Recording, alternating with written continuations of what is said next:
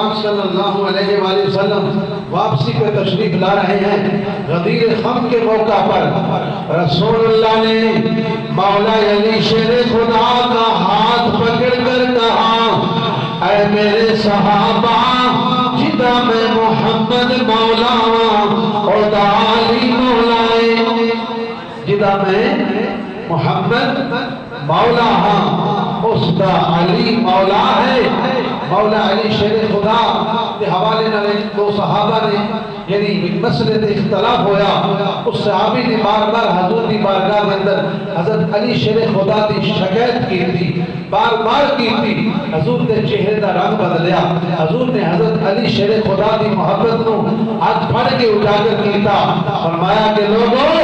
جدا میں مولا ہاں اودا علی مولا ہے، جدا میں دوست ہاں اودا علی دوست ہے۔ جس نے علی نال محبت کی تھی اس نے محمد نال محبت کی تھی، اس واسطے جس نے علی نال بغض رکھیا اس نے خود محمد نال بغض رکھیا۔ اس واسطے مولا علی شیر خدا دی محبت جیڑی ہے وہ ایمان ہے،